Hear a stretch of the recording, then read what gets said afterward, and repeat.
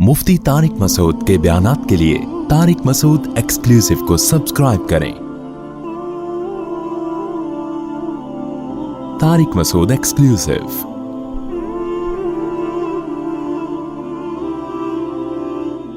बाद लोगों की कॉल्स आती हैं कि रोजा बहुत सख्त लग रहा है क्योंकि बहुत शदीद गर्मी है, जरा सा भी आप धूप में चलें, थोड़ा सा भी कोई काम करें तो सख्त प्यास लगना शुरू हो जाती है।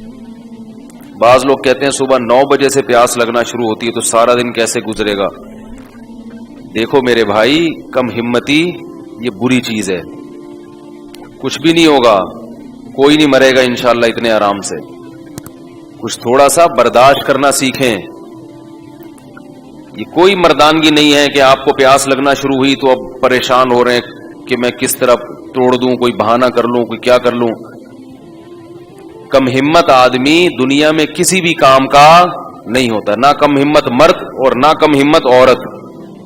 बाज खवातीन परेशान होती, बहुत सख्त रोजा लग रहा है, बड़ी मुश्किल, कल नहीं रखेंगे, आज क्या करें, सारा दिन कैसे गुजारें। याद रखो, अपने जमीर को मुर्दा करके जिंदगी गुजारने वाला आदमी कभी सुकून में नहीं होता।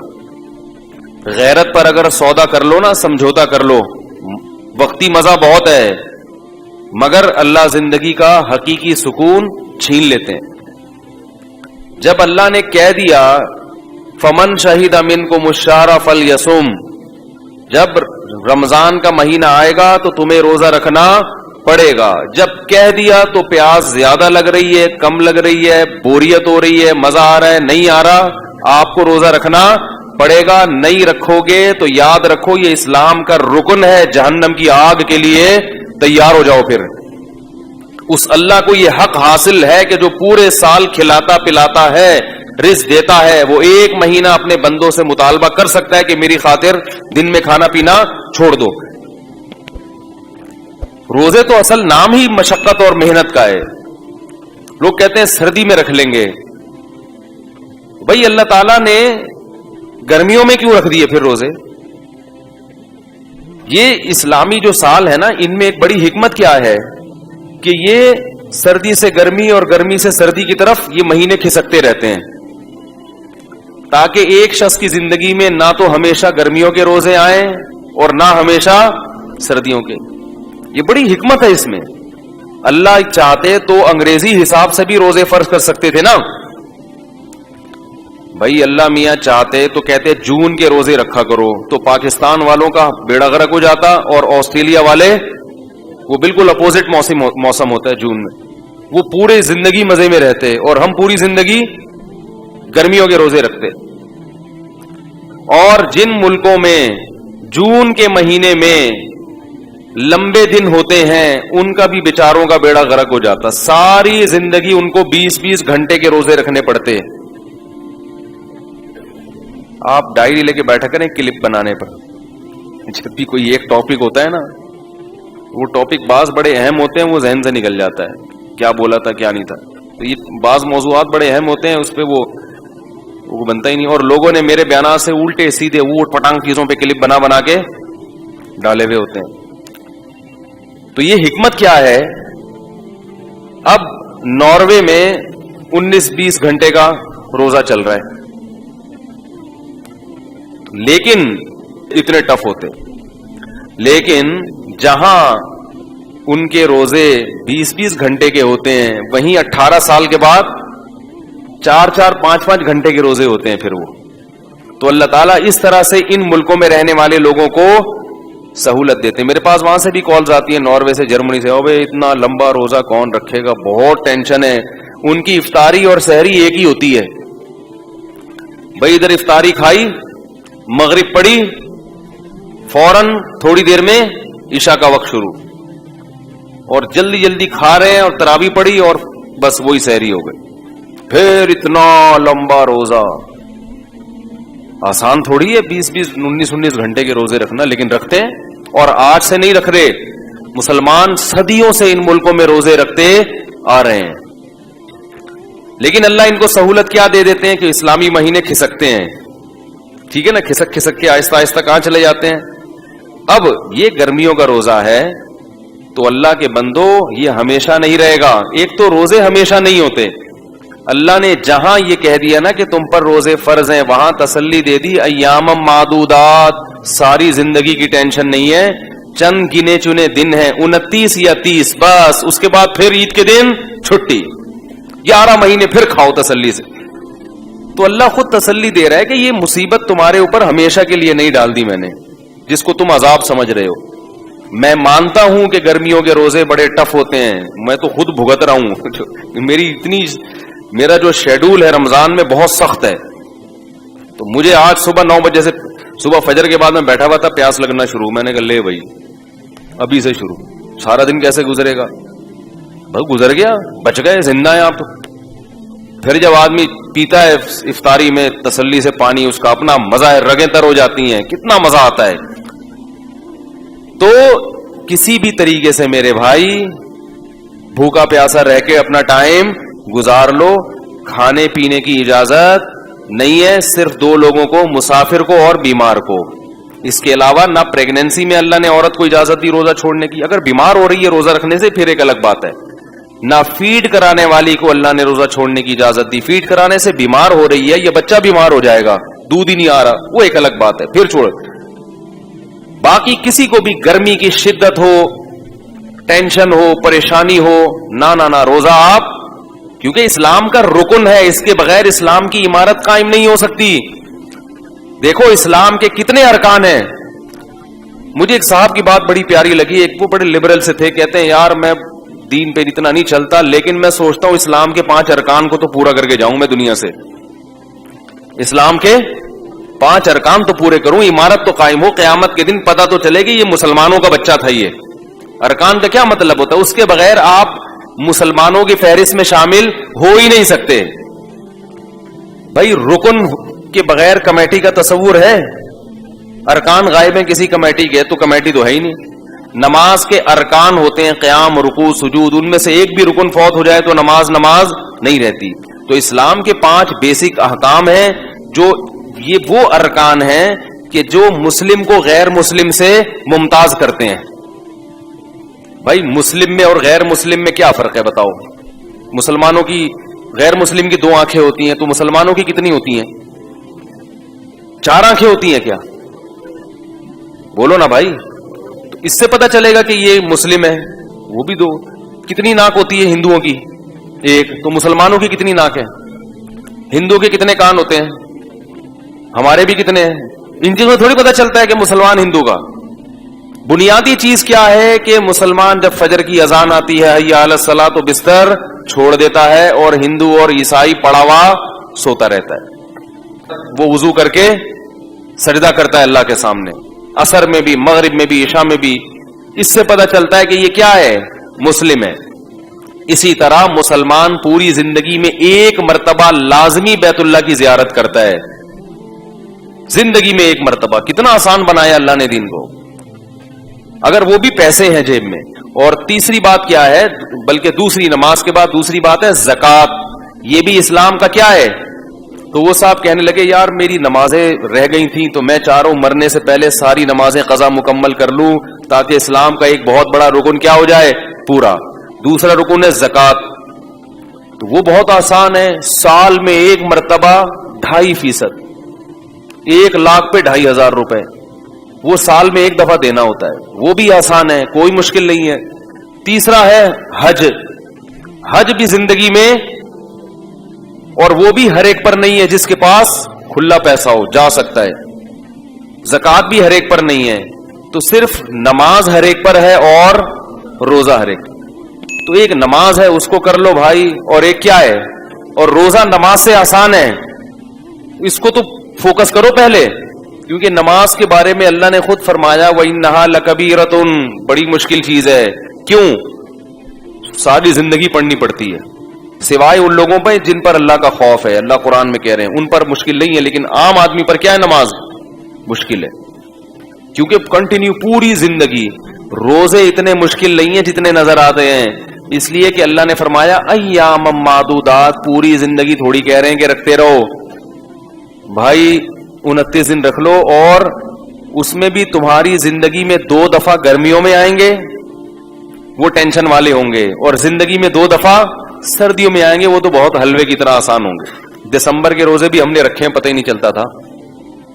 اتنی لمبی راتیں ہوتی تھیں کہ آپ نے جناب صبح 6:45 بجے تو 6:15 بجے تک تو سحری چل رہی ہے, 6 بجے سے لے کے شام 6 بجے پھر افطار ہو گیا. 12 گھنٹے کا روزہ, وہ بھی ٹھنڈا ٹھاٹ, اور پھر شام 6 بجے سے لے کے صبح 6 بجے تک 12 گھنٹے ہیں آپ کے پاس کھانے کے. ہمیں یاد ہے ہم تراویح سے 8:45-9 بجے فارغ ہو جاتے تھے, اس کے بعد پھر کھاتے رہو, اور سردی میں کھانے کا بھی مزہ آتا ہے, وہ تو پتہ ہی نہیں چلتا تھا. تو زندگی میں 2 مرتبہ کیا ہوتا ہے رمضان آپ کی زندگی میں گرمیوں میں, یعنی 2 مرتبہ کا مطلب یہ کہ 2 ایسے موقع ملتے ہیں جس میں رمضان چند سال تک, بولو بھائی, گرمیوں میں آتے ہیں. اور ابھی کتنے آدھے تو ہو گئے نا, ابھی وہ ہماری زندگی میں جو آنا تھا, اب صرف 6 سال مزید گرمیوں میں آئے گا. 6 سال برداشت کر لو, اس کے بعد پھر ٹھنڈ میں آنا مارچ میں, 6 سال کے بعد مارچ میں آنا شروع ہو جائے, وہ بالکل معتدل ہوں گے. اور 9 سال کے بعد خاندانی سردی, پھر پتہ ہی نہیں چلے گا روزے کا. کتنا آسان اللہ نے رکھ دیا, ہمیشہ کے لیے جون جولائی کے نہیں رکھے. 36 سال کے بعد روزہ ریپیٹ ہو جاتا ہے, سمجھ رہے ہو, 36 سال کے بعد اسی موسم میں آتا ہے جس میں 36 سال پہلے آیا تھا.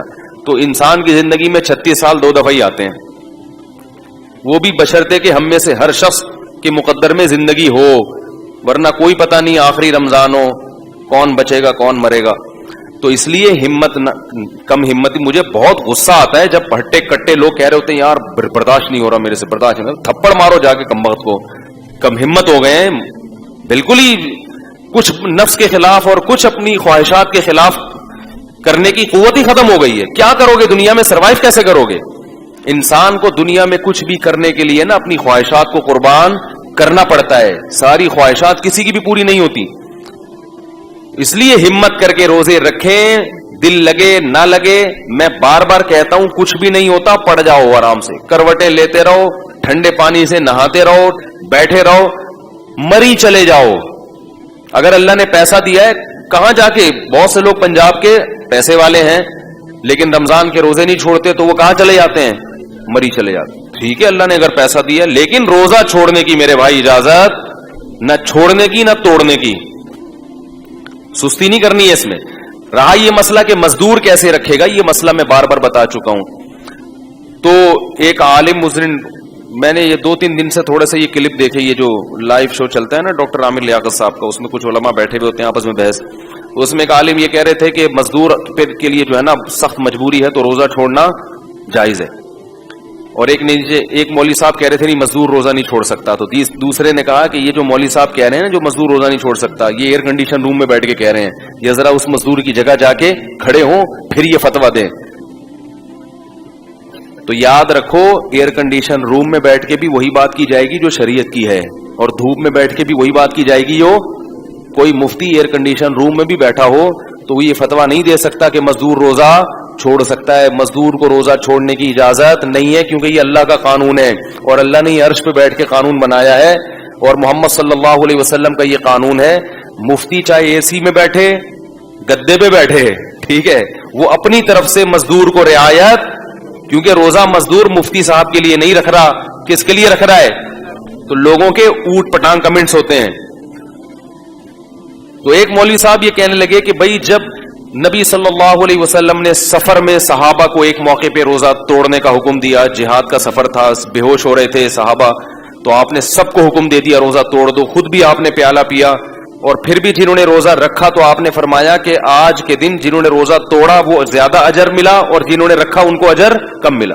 تو جب اس موقع پہ نبی نے اجازت دے دی تو اس کا مطلب ہے کہ اتنی ٹینشن اسلام میں, بولو بھائی, نہیں ہے. تو یہ وہ لوگ ہوتے ہیں جو قرآن و حدیث کی روح کو نہیں سمجھتے.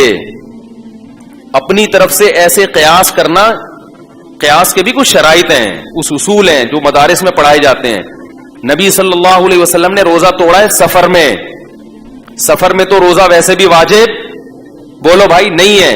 اور دوسرا سفر بھی جہاد کا تھا. اگر اس طرح سے معاملہ ہوتا اور صحابہ بے ہوش ہو کے گرنے لگتے, شکست کا اندیشہ تھا. جہاد ایسی چیز ہے جس میں اتنا اس قدر چھوٹ دی گئی ہے کہ اگر دشمن آپ کے مسلمان لوگوں کو قیدیوں کو ڈھال بنا لے تو فقہا کہتے ہیں کہ ان کو بھی قتل کرنا جائز ہے. نہیں یاری بات. بھائی آپ دشمن سے لڑ رہے ہیں میدان جہاد میں, گولیاں چلا رہے ہیں, تیر پھینک رہے ہیں, انہوں نے جو مسلمان قیدی تھے نا وہ اپنے آگے ڈھال بنا دیے. کیا کر دیے؟ ڈھال بنا دیے. اب آپ ان کو کیسے مارو گے؟ لیکن نہیں مارو گے تو فتح کس کی ہو جائے گی؟ ان کی. اس لیے فقہا نے دیا کہ مار دو. فقہا نے کیا کیا کہ کیا فتویٰ دیا؟ مار دو. نیت یہ کرو کہ میں اس دشمن کو مار رہا ہوں لیکن مجبوراً مسلمان ڈیلیٹ ہو رہا ہے تو رک تھوڑی سکتے ہیں, کیونکہ میدان جنگ میں اگر شکست ہو گئی پھر جو آپ کو وہ گاجر مولی کی طرح کاٹے گا اور آپ کی اس عورتوں کی عزتوں سے کھیلے گا, وہ نقصان بولو بھائی بہت بڑا ہے, بہت بڑا نقصان ہے. تو جہادی سفر کو عام سفر پہ بھی قیاس نہیں کیا جا سکتا, اور حالت حضر کو سفر پہ تو بالکل بھی قیاس نہیں کیا جا سکتا. تو اللہ تعالیٰ نے جو قرآن اور سنت کی روشنی میں جو صحیح بات ہے جو فقہا بیان کرتے ہیں, اس لیے میں کہتا ہوں قرآن و حدیث کو حقیقی معنوں میں فقہا نے سمجھا ہے.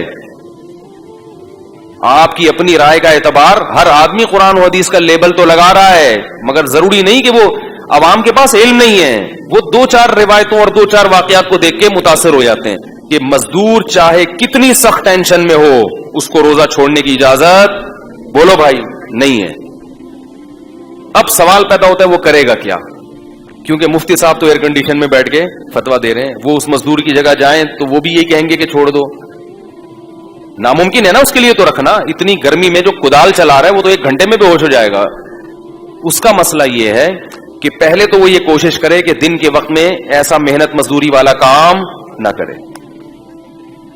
وہ رات کو میں نے دیکھا ہے بہت سے پٹھان مزدوروں کو روزے نہیں چھوڑتے. پٹھان مزدور ایک بڑی پیاری بات ہے ان لوگوں میں, نہ نماز چھوڑیں گے نہ روزہ چھوڑیں گے. اس لیے میں تلاش کرتا ہوں پٹھان مزدور زکات دینے کے لیے رمضان میں تلاش کرتا ہوں, اور حرام خور جو روزہ خور مزدور ہوتے ہیں نا ان کو نہیں دیا کرو کم بختوں کو.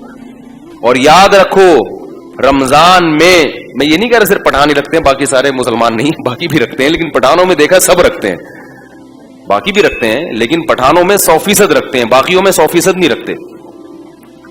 تو ایک بات یہاں یہ بھی مسئلے کی آ گئی کہ یہ بات خوب سمجھ لو کہ جو مزدور آپ کے گھر میں کام کر رہا ہے اور روزہ نہیں رکھ رہا اس کو کھانا کھلانا پانی پلانا آپ کے لیے جائز بولو نا یار نہیں ہے. لوگ کھانے بنا بنا کے دے رہے ہوتے ہیں اس کو, یہ اللہ کی کھلی نافرمانی ہے, اسلام کا رکن ہے. آپ گناہ میں کسی کے ساتھ شرکت, سے بولو روزہ رکھو, نہیں رکھنے تو جاؤ اپنے خرچے پہ جا کے کھاؤ. اگر بیمار ہے پھر ایک الگ بات ہے, بیمار ہے تو کھلا سکتے ہیں, وہ تو ویسے بھی کسی کو بھی کھلا سکتے ہیں. بیمار نہیں ہے اس کو بولو آپ کو روزہ رکھنے چھوڑنے کی اجازت نہیں تھی. لیکن لوگ کیا کر رہے ہوتے ہیں, ہمارا مزدور ہے کھلاؤ پلاؤ چائے بھی پلاؤ تاکہ دل جمی کے ساتھ کام کر سکے. بلکہ بعض فیکٹریوں میں تو نالائق لوگ چاہتے ہیں کہ مزدور روزہ نہ رکھیں. تو یہ سب اللہ کے غضب کو دعوت دینے والی باتیں ہیں. اس کائنات کا حقیقی خالق اللہ ہے. ہاں میں یس کر رہا تھا کہ مزدور کرے گا کیا, تو مزدور یہ کرے گا یا تو رات کے وقت, اور اگر یہ ممکن نہیں ہے تو چھٹیاں لے لے رمضان میں. یہ بھی ممکن نہیں ہے کہ چھٹیاں لے کے دہاڑی نہیں بنے گی, گھر میں کھانے کے لالے پڑ جائیں گے, تو پھر وہ روزہ رکھے گا. اور اگر ایسی کنڈیشن اس کی روزے کے دوران ہوتی ہے کہ بے ہوش ہونے لگتا ہے یا چکر آنے لگتے ہیں, بیمار ہونے لگتا ہے, تو پھر بیمار آدمی کو روزہ توڑنے کی بولو بھائی اجازت.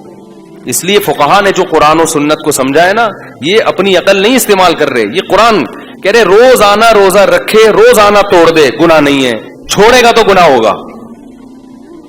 اب لوگ کہتے ہیں کہ جب رکھ کے توڑنا ہی ہے تو رکھنے کی کیا ضرورت, تو پھر یہ آپ کی اپنی عقل ہے جو قرآن و سنت کے خلاف ہے. کیونکہ قرآن کیا کہہ رہا ہے کہ مریض اور مسافر چھوڑ سکتا ہے, اس کے علاوہ نہیں. رکھے گا, جب یہ کنڈیشن بن گئی تو توڑ دے گا, بلکہ وہ خود نہیں توڑ رہا تو آپ توڑوائیں اس سے زبردستی. نہیں آ رہی بات, بے شک روزانہ توڑ دے کوئی حرج نہیں ہے, کیونکہ اس نے یہاں بھی اللہ کے حکم کو فالو کر رہا ہے اور توڑنے میں بھی کس کے حکم کو, کیونکہ بیمار آدمی ہو اور جان پہ بن جائے تو صرف توڑنا جائز نہیں ہے بلکہ توڑنا واجب ہے, کیونکہ جان بچانا پہلے فرض ہے. تو ہم نہیں کہہ رہے کہ وہ مر جائے اور شام کو اس کی لاش اٹھے, یہ نہیں کہہ رہے ہم یہ کہہ رہے ہیں کہ رکھے گا روز کوشش کرے گا حتی الامکان اتنی محنت نہ کرے کہ شام تک نہ چل سکے. لیکن اگر ایسی کنڈیشن بن گئی تو پھر کیا حکم ہے؟ توڑ دے روزہ, اور یہ والا روزہ پھر سردیوں میں قضا کر لے. روز رکھے گا چاہے روز توڑنا پڑ جائے. یہ فتویٰ ہے قرآن و سنت کے عین مطابق. سمجھ رہے ہو کہ نہیں سمجھ رہے؟ چھوڑنے کی جات نہیں ہے. ہاں, اور یہ بھی یاد رکھو کہ بہت سے بیمار نہ خام خامے فنٹر بننے کی کوشش بھی کرتے ہیں. ابھی ہمارے ایک دوست ہیں یہیں بیٹھے ہوئے تھے, ٹائیفائڈ ہوا ہوا ان کو. ٹائیفائڈ کے بعد ابھی اٹھے, ہاتھ کانپ رہے ہیں, کمزوری بہت زیادہ, اور روزے رکھ رہے ہیں. میں نے کہا آپ نہیں رکھو روزے, آپ اپنی کنڈیشن دیکھو یار. ابھی ٹائیفائڈ کا حملہ ہوا ہے آپ کے اوپر, بیماری سے اٹھے ہو, دوبارہ حملہ نہ ہو جائے. کمزوری میں تو دوبارہ بیماری, کانپ رہے ہیں ہاتھ. لیکن ماشاءاللہ کہہ رہے ہیں پھر پتہ ہی نہیں چلے گا رمضان کا. اسی دفعہ پتہ چلے گا, اگلی دفعہ بس اسی دفعہ 2-4 دن پتہ چلے گا, اگلی دفعہ کا پھر چانس. ہم چاہتے ہیں کہ 25-30 سال اور پتہ چلتا رہے رمضان. تو بیماری میں اگر بیماری بڑھنے کا اندیشہ ہے تو پھر روزہ چھوڑ دینا افضل ہے. کیونکہ اللہ کی گنجائشوں سے فائدہ اٹھاؤ, اللہ کے سامنے بھکاری بن کے رہے. اللہ تو نے مجھے ایک تحفہ دیا, میں اسے لوں. اللہ کے سامنے فنٹر گیری نہیں کرو کہ آپ کو ایک گفٹ دے رہا ہے, آپ کہہ رہے ہیں مجھے ضرورت ہی نہیں, میں تو ایسے ہی چلاؤں گا ٹائیفائڈ میں. تو اگر ایسی کنڈیشن ہے تو پھر انسان اللہ کی رخصت سے فائدہ اٹھا. لیکن جہاں اللہ نے رخصت دی ہے, اللہ نے گرمی کی وجہ سے رخصت نہیں دی, مزدوری محنت کی وجہ سے رخصت نہیں دی ہے, وہ تو رکھنا پڑے گا. کتنی ٹینشن, روزہ تو نام ہی ٹینشن کا ہے نا. روزہ نام اس کا ہے کہ تڑپو پیاس میں, بھوک میں تڑپو, ٹینشن ہو, اسی میں ثواب ہے. صحابہ کرام اتنے مزے سے خوشی سے روزے رکھتے تھے. ہم تو صرف رمضان کے نا وہ نفلی روزے گرمیوں میں رکھتے تھے. حضرت جابر رضی اللہ تعالیٰ عنہ تھے غالباً, جب ان کی موت کا وقت آیا رو رہے تھے. لوگوں نے پوچھا کہ ہم موت کے ڈر سے رو رہے ہیں. فرمایا نہیں, گرمیوں میں جو اللہ کے لیے روزے رکھتا تھا اور پیاس کی شدت سے جو زبان خشک ہوتی تھی, اس میں جو مزہ آتا تھا, وہ مزے اب ختم ہو رہے ہیں. کیونکہ جس کو عشق ہوتا ہے نا اللہ سے, اس کو تو محبوب کی یاد میں تڑپنے میں مزہ آتا ہے. متنبی نے کیا پیاری بات کی ہے, عدل العوادل حول قلب الطائہ. مجھے یاد دلانا ہے, روزے کے کفارہ بھی بیان کروں گا. یہ جو توڑ دیتے ہیں نا, ان کو سزا کیا ہے دنیا میں اس کی. عدل العوادل حول قلب الطائہ وهو الاحبۃ منہ فی سودائہ. شاعر کہتا ہے کہ ملامت کرنے والوں کی ملامت میرے دل کے ارد گرد گھومتی ہے, اور محبوب کی محبت میرے دل کے سیاہ نقطے میں ہے. تو جو مجھے محبوب کے بارے میں ملامت کرتا ہے, اس ملامت کا میرے دل پہ اثر ہی نہیں ہوتا, کیونکہ وہ دل کے اندر ملامت گھستی نہیں ہے. محبت دل کے اندر ہے اور ملامت دل کے باہر باہر گھومتی رہتی ہے. یا تو محبت دل کے باہر ہوتی تو ملامت جا کے اس کو ٹکر مار کے باہر نکال دیتی, گھس ہی نہیں رہی. اب سوال یہ پیدا ہوتا ہے, اگلے شعر میں جواب دیتا ہے کہ سوال یہ پیدا ہوتا ہے کہ ملامت دل کے باہر کیوں گھومتی ہے, دل کے اندر کیوں نہیں گھستی؟ بھائی جیسے محبوب کی محبت دل کے اندر گھس گئی, تو یہ جو لوگ ملامت کر رہے ہیں مجھے محبوب کے بارے میں, یہ ملامت بھی دل میں گھس کے اس کو نکال دے. شاعروں کے کلام میں بڑی بلاغت ہوتی ہے. تو وہ جواب دیتا ہے, یشک الملام الی اللوائم حرہ ویصد حین یلمن عن برحائہ. کہتے ہیں وہ ملامت اصل میں گھسنے کی کوشش کرتی ہے, لیکن محبوب کی محبت سے دل گرم اتنا ہوتا ہے کہ اس کی گرمی کی وجہ سے وہ جلنے لگتی ہے, اور واپس جا کے جس نے ملامت کی ہے نا اس کو شکایت کرتی ہے کہ کدھر بھیج دیا تم نے جا کے مجھے. نہیں آ رہی بات سمجھ, جا کے کس کو شکایت کرتی ہے؟ جس نے ملامت, جو ملامت کرنے والے ہیں نا, وہ تو کہہ رہے ہیں ملامت کرنے والیاں, لیکن میں والے بنا رہا ہوں اس کو فی الحال, کیونکہ آپ پھر ادھر ادھر دماغ آپ کا جائے گا. وہ تو کہہ رہے ہیں ملامت کرنے والیاں, کیونکہ عورتوں کی ملامت کا اثر زیادہ ہوتا ہے انسان کے اوپر. کہتے ہیں جو ملامت کرنے والیاں ہیں نا, ان کو جا کے بتاتی ہے ملامت کہ بھائی بھیجا تم نے غلط جگہ پر ہے, اس کا دل بہت زیادہ گرم ہے. تو اللہ کی محبت کا عشق اگر دل میں پیدا ہو جائے, محبت پیدا ہو جائے, تو انسان پھر لوگوں کی ملامت اور اپنے نفس کی ملامت, ان چیزوں سے لوگ تو کہیں گے کیا سوکھے جا رہے ہو روزے رکھ کے, کیا ہو گیا. جو لبرل لوگ ہیں نا, ان کو یہ مسلمانوں کی یہ بہت بڑی حماقت لگتی ہے, بھوکا پیاسا رہنا. یہ جو ہے سارا دن بھوکے پیاسے رہتے ہیں, یہ جو لبرل لوگ ہیں نا, یہ ہنستے ہیں مسلمانوں پہ. یہ بے وقوف لوگ ہیں, سارا دن بھوکے پڑے ہوئے ہیں, کوئی کام ہی نہیں ہو رہا. انگریز کہاں جا رہا ہے, ترقی کر کے چاند پہ پہنچ گیا, اور یہ صبح 4 بجے کھا رہے ہیں, سارا دن بھوکے. نہ دفتروں میں صحیح طرح سے کام ہوتا ہے. حقیقت ہے روزے میں کام نہیں ہوتا, یعنی عام طور پر بیٹھے ہوئے ہیں سوکھے سوکھے, نہ گٹکا منہ میں نہیں ہوتا. کوئی آئے نا مسئلہ پوچھنے کے لیے, وہ آدمی کو غصہ آنا شروع ہو جاتا ہے. ہر چیز میں پکوڑے نظر آ رہے ہوتے ہیں اس کو, ہر چیز میں جناب اس کو شربت نظر آ رہا ہوتا ہے. اور کیسے, میں تو آج کل ٹف روزے چل رہے ہیں, گھر والوں کو بولا ہوا ہے کہ پہلے 5 منٹ پہلے پورا دسترخوان سج جانا چاہیے. ہر چیز ہو, انتظار کی. ادھر اذان ہوئی اور پتہ چلا پانی فریج سے نکال کے لایا جا رہا ہے, یہ برداشت نہیں ہے بھائی. سب رکھا ہوا ہو, سب رکھا ہوا. بل ایسی ٹینشن چل رہی ہے آج کل, کیونکہ کام بولنا بہت پڑ رہا ہے نا مجھے. رمضان دن کے وقت بھی میرے وہ ہوتے ہیں ریکارڈنگ وغیرہ. تو میں یہ عرض کر رہا تھا کہ بھائی اللہ کی محبت ہے تو برداشت کرنا پڑے گا. تو یہ جو لبرل لوگ ہیں نا, جو اسلام کا مذاق اڑاتے ہیں مسلمانوں کا, یہ بیوقوف, یہ بالکل ایسے ہی ہے کہ نوح علیہ السلام جب کشتی بنا رہے تھے نا تو قوم مذاق اڑا رہی تھی. نوح علیہ السلام نے کہا ابھی تم اڑا لو, کل ہم تمہارا مذاق اڑائیں گے. جس خدا نے پیدا کیا, جس رب نے بنایا, اس کا حکم ہے کہ چھوڑ دو کھانا پینا, اس کا حکم ہے. اور اجازت دی غروب آفتاب کے بعد کھاؤ, تو ہم اس کے حکم میں کر رہے ہیں. کوئی اور ہمیں کہتا تو ہم اتنے بیوقوف, کسی کے کہنے پہ تو ہم چائے اور گٹکے نہیں چھوڑتے. کھانا کہاں سے چھوڑ دیں گے؟ آپ کا باس آپ کو کہے کہ دوپہر کا لنچ چھوڑ دو گے؟ بولے گے جاب چھوڑ دوں گا میں, لنچ. اگر کوئی آپ کا باس گھر میں آ کے کہے آپ سے کہ میں تجھے جاب سے نکال دوں گا, صبح کا ناشتہ چھوڑ دے, وہ بولے بھائی میں اپنی کمپنی کھول لوں گا, صبح کا ناشتہ نہیں چھوڑوں گا میں. یہ تو اللہ نے کہا ہے تو وہی ہم کرتے ہیں, ورنہ ہم کسی کو اتنی لفٹ نہیں کراتے. تو اللہ کے لیے ہے اور ہمیں اللہ سے اس پر امیدیں ہیں. اسی بھوک پیاس میں وہ اجر دے رہا ہے. للصائم فرحتان, روزے دار کے لیے وقت اور ایک قیامت. کیسا مزہ آتا ہے خدا کی قسم, پانی پی پی کے. کھجورے کھاؤ, پانی پیو. افطار میں اوٹ پٹانگ چیزیں نہیں کھایا کرو, کھجوروں کو زیادہ فوکس کیا کرو, صحیح ہے نا. اس سے طاقت بھی آتی ہے, وزن نہیں بڑھتا, توانائی فل ملتی ہے, اور کھجور سے خون اچھا بنتا ہے. جب کمزور ہو گئے نا خون تو بنے گا. اب وہ چاہے الٹی سیدھی چیزیں کھا کے سڑا ہوا خون پیدا کر لو, خون کی کمی ہو جاتی ہے نا, اور چاہے تو نفیس چیزیں کھا کے. اچھا, یہ آپ کے پاس رمضان میں آپ کو یہ آپشن ملتا ہے. میں اس لیے بار بار کہتا ہوں کہ رمضان میں اپنی خوراک کا شیڈول ہمیشہ کے لیے چینج کر دو, عادت بنا لو. اچھی چیزیں کھائیں گے, گندی چیزیں کہیں, یہ تیل ویل چکنے چپڑے, پکوڑا بھی کچھ تھوڑا سا تیل میں ہو اور اچھے والے تیل میں. یہ جو بازار کے پکوڑے ہیں نا, یہ اس تیل کو تلچھٹ بنا کے جلا کے 50 لوگوں کو کے پکوڑے اس میں تلے ہوتے ہیں, وہ ڈیزل بن چکا ہوتا ہے. وہ یہ جو بازار میں پکوڑے ہو رہے ہیں, تو اگر کوئی اچھا ہے جاننے والا تو پھر تو ٹھیک ہے. تو یہ جو ایسی چیزیں ہیں نا, ان سے کیا کر لو, تو آپ دیکھو 1 مہینے کے بعد آپ کے ایسا خون نتھر جائے گا, آپ کی آنکھوں میں بینائی تیز ہو جائے گی, آپ کے دماغ فریش ہو جائے گا. تو یہ رمضان میں اللہ نے ہمیں بہت اچھا موقع دیا ہے اپنی خوراک کے شیڈول کو چینج کرنے کا. اچھی خاندانی چیزیں کھانا شروع کر دو, زیتون, انجیر, شہد, اور کیا ہے یہ جو ہے آپ کا, اور کھجور, دلیا, جو, یہ چیزیں کھانا شروع کر دو. سمجھ رہے ہو, اپنے خرچے پہ. اچھا, تو جلدی سے میں اس طرف آ جاؤں. تو رمضان کا روزہ اگر کسی نے جان بوجھ کر توڑ دیا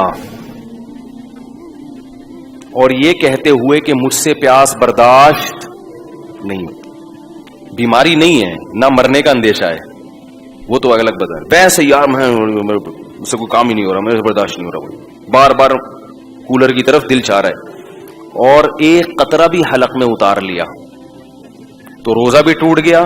اور سزا کیا ہے؟ 60 روزے لگاتار. نہیں آ رہی میرا خیال ہے بات سمجھ. روزہ توڑنے کا کفارہ کیا ہے؟ رمضان کا روزہ 60 روزے جان کر اگر توڑا ہو کسی نے, 60 روزے, یہ والا روزہ بھی قضا کرنا پڑے گا. اور وہ جو 60 روزے رکھنے ہیں, ان میں اگر 59 روزوں کے بعد آپ کی طبیعت خراب ہو گئی اور 60واں نہیں رکھ سکے, تو پھر پہلے دن سے دوبارہ, یعنی اس میں بیماری کی بھی کبھی عذر قابل قبول نہیں ہے, کیونکہ یہ کس کا روزہ ہے؟ رمضان کا. یہ مذاق نہیں ہے, یہ اللہ کا بہت بڑا حکم ہے. اسی طرح یاد رکھو ایک اور مسئلہ ہے, مسافر کے لیے روزہ چھوڑنا جائز ہے لیکن افضل نہیں ہے. افضل اس صورت میں ہے جب مسافر کو روزہ رکھنا مشکل ہو. یہ جو حدیث میں آتا ہے لیس من البر الصیام فی السفر, سفر میں روزہ نیکی نہیں ہے, یہ اس صورت میں ہے جب سفر میں روزہ رکھنا آپ کو بہت زیادہ مشکل لگ رہا ہے. اگر سفر میں روزہ رکھنا مشکل نہیں ہے, جیسے کہ آج کل اکثر مشکل نہیں ہوتا, جہازوں کا, ٹرین کا, بسوں کا سفر ہے, بڑے آرام سے رکھ سکتے ہیں, تو ایسی صورت میں روزہ رکھنا افضل ہے, کیونکہ رمضان کی فضیلت حاصل ہوگی. سمجھتے ہیں کہ نہیں سمجھتے؟ اس میں سستی کاہلی کر کے روزہ نہیں چھوڑنا چاہیے, جائز ہے بہرحال چھوڑنا نہیں چاہیے. ایک مسئلہ یہ ہو گیا. دوسرا مسئلہ اور اچھی طرح سمجھیں کہ جو مسافر کے لیے روزہ چھوڑنا جائز ہے یہ اس صورت میں ہے جب سحری کا وقت سفر کے دوران آ جائے. ہمارے ہاں یہ ہوتا ہے کہ دوپہر کسی کا لاہور جانے کا ارادہ ہے تو صبح روزہ چھوڑ دیتا ہے کہ میں تو سفر میں. ایسا نہیں ہے, سحری کا وقت مقام پہ آیا ہے تو ابھی آپ مسافر بنے نہیں ہیں, آپ دوسرے مسلمانوں کی طرح آپ پر بھی روزہ فرض ہے, کیونکہ ابھی آپ مسافر بنے نہیں ہیں. اب جب آپ نے روزہ رکھ لیا تو سفر میں اس کو مکمل کرنا واجب ہے, سفر میں آپ وہ توڑ نہیں سکتے. ایک خاتون کا پچھلے سال فون آیا, میں امریکہ سے پاکستان آ رہی تھی تو میں نے روزہ رکھ لیا تو سورج ہی نہیں غروب ہو رہا. سورج غروب یا تو یہاں سے جاتے ہوئے ہوتا ہے یا آتے ہوئے, ایک طرف ہوتا ہے. تو میں نے کہا جاتے ہوئے غروب ہی غروب ہو رہا تھا نا, ٹھیک ہے نا, تو وہ کیا کریں. میں نے کہا روزہ رکھنا فرض ہے کیونکہ سحری مقام پہ ہو رہی ہے. سحری امریکہ میں مقام پہ کی انہوں نے, تو اب جہاز میں بیٹھ گئے تو سورج کتنا ہی لمبا ہو گیا, ٹھیک ہے, روزہ رکھنا پڑے گا. تو کبھی کبھار ہی ایسا ہوتا ہے. ہاں جان پہ بن پڑے یا بیمار ہونے کا اندیشہ ہو, وہ تو پھر سفر نہ بھی ہو تو بھی روزہ توڑنا بولو بھائی جائز ہے. تو ایک مسئلہ ہے. دوسرا مسئلہ یہ, مسافر نے روزہ چھوڑ دیا, سفر میں سحری آئی تھی, آپ یہاں یعنی آپ جہاز میں بیٹھے لاہور سے کراچی آ رہے ہیں, راستے میں سحری کا وقت ہو گیا جہاز کے دوران یعنی پرواز کے دوران, تو آپ روزہ چھوڑ سکتے ہیں, آپ نے چھوڑ دیا روزہ. لیکن جب آپ نے روزہ چھوڑا تو جہاز میں ہی بیٹھ کے جتنا کھانا ہے کھا لیں. جب ایئرپورٹ پہ آپ اترے اور کراچی میں مقیم بن گئے تو جیسے ہی اپنے علاقے میں داخل ہو گئے یعنی شہر میں داخل ہوئے تو اس وقت کھانا پینا آپ کے لیے جائز نہیں ہے, بند, کیونکہ اب آپ مسافر نہیں رہے. اگرچہ روزہ نہیں ہے لیکن روزے داروں کی طرح آپ کو رہنا پڑے گا, کیونکہ آپ نہ مسافر رہے نہ مریض رہے. تو فمن شہید منکم الشہر, کہ تم میں جو اس مہینے کو پائے گا وہ روزہ رکھے. تو اس کو روزہ رکھنا اگرچہ یہ شرعی روزہ نہیں ہوگا کیونکہ سحری, کیونکہ وہ تو کھاتے آ رہے ہیں نا, لیکن پھر بھی روزے داروں کی طرح رہنا آپ پر کیا ہو جائے گا, واجب ہو جائے گا. نہیں آ رہی بات؟ ہم نے دیکھا ہے مسافر کا روزہ نہیں ہے, وہ آ کے کھا رہا ہوتا ہے. بھائی اب تو مسافر نہیں رہے نا تم, اب تھوڑی مسافر ہو, اب چپ آرام سے جیسے دوسرے بیٹھے ہوئے ہیں نا اس طرح بیٹھو. کھانے پینے کی اجازت, وہ کہتے ہیں جب میرا روزہ ہی نہیں ہے تو روزہ بھی مجھے بعد میں بھی قضا کرنا پڑے گا اور اب بھی مجھے کھانے پینے کی اجازت نہیں ہے. بالکل ایسا ہی ہے, بعد میں یہ قضا بھی کرنا پڑے گا کیونکہ آدھے دن تو آپ چرتے رہے نا, آدھے روزے تھوڑی ہوتے ہیں, اور آدھا دن آپ کو روزے داروں کی طرح رہنا بھی پڑے گا. سمجھ رہے کہ نہیں سمجھ رہے؟ تو یہ حکام ہے جن کی لوگ رعایت نہیں کرتے. تو یہ تو خیر آج کا موضوع اسی طرف چلا گیا. اب میں چھوٹی بات کی ہے, آج کل وہ جو لائیو شو میں ہوا نا, وہ عامر لیاقت صاحب کے وہ پڈے بازی ہو گئی, تو ہمیں ان شووں سے وہ نہیں ہے کہ کیا ہوا کیا نہیں ہوا, اس میں کچھ باتیں جو غلط ہیں اور وہ ان کو ڈیفائن کرنا یا ان کو ہائی لائٹ کرنا اس لیے ضروری ہے کہ یہ آئندہ بھی ہو سکتا ہے, اور اس میں لوگ دلچسپی لیتے ہیں, دھڑے بندی ہو جاتی ہے. تو علماء کی بہرحال ذمہ داری ہوتی ہے کہ اگر کسی پہ ظلم ہوا ہے تو اس ظلم کو میں سمجھتا ہوں بیان کیا جائے. اس میں جو اہل حدیث عالم تھے, میں یہ سمجھتا ہوں ان کے ساتھ بہت ناانصافی ہوئی ہے, کیونکہ وہ نہ کہہ رہے میں ذاکر نائک کا خلیفہ ہوں, نہ میں وہ کہہ رہے میں وہ ایک بات کر رہے ہیں, لیکن اس کو توپے لے کے گستاخ رسول پر خام خام میں زبردستی.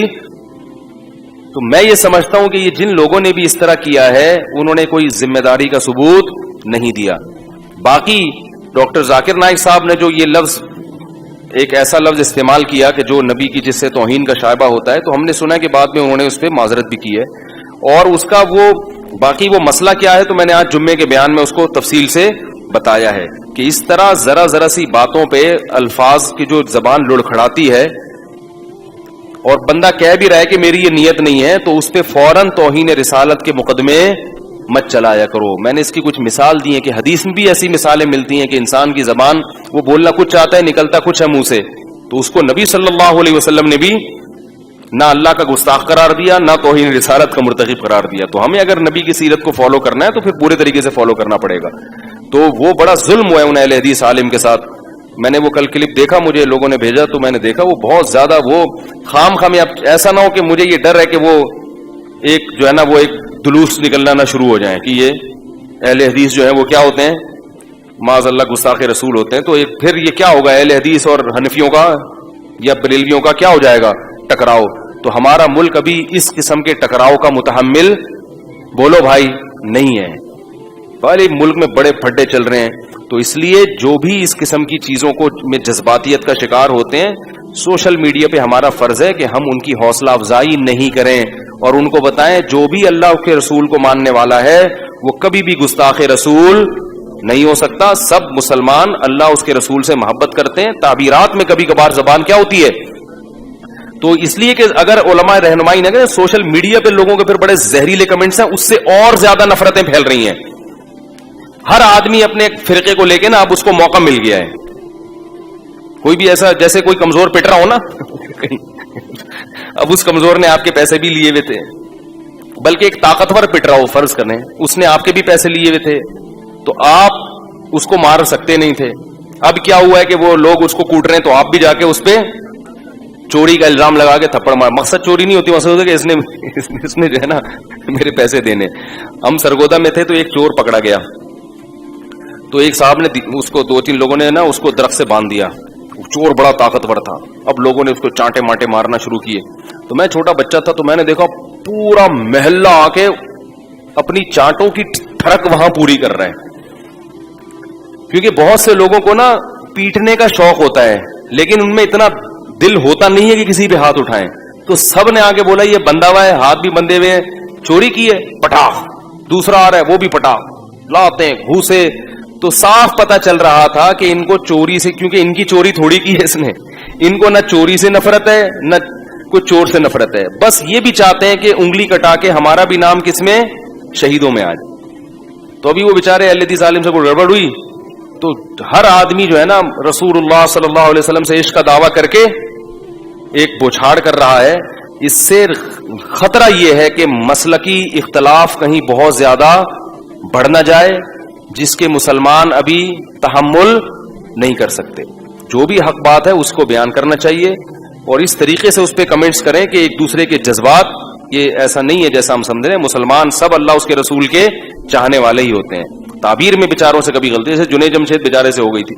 تو یہ بڑا حساس ٹاپک ہے. اللہ تعالیٰ اس امت کو, ابھی وہ سنا کہ اعلان کیا کہ وہ کسی اہل حدیث کو لے گا ہی نہیں چینل میں. عامر لیاقت صاحب نے کوئی اعلان کیا, اس سے اور پھر قواریت بڑھے گی. بھئی جب باقی آ رہے ہیں تو یہ کیوں نہیں آ رہے, شیعہ آ رہے ہیں, بریلوی آ رہے ہیں, دیوبندی آ رہے ہیں, تو وہ کیوں نہیں آ رہے. تو اس سے یعنی یہ ایسا, یا تو یہ کسی کی سازش ہے علماء کو آپس میں لڑانے کے لیے, اور اگر سازش نہیں بھی ہے تو بہرحال اس حرکت سے کون خوش ہو رہا ہے, شیطان. اور نقصان کس کا ہو رہا ہے. میں پہلے ہی اس کا قائل نہیں تھا کہ اس طرح علماء کو بٹھا کے نا مرغوں کی طرح لڑایا جائے آپس میں. یہ فروعی مسائل مدرسوں میں ہونے چاہیے, اور اگر بحث ہو بھی رہی ہے تو ایک دوسرے کے احترام کے ساتھ تمیز کے دائرے میں ہونی چاہیے. اللہ تعالیٰ سمجھنے کے عمل کی توفیق عطا فرمائے.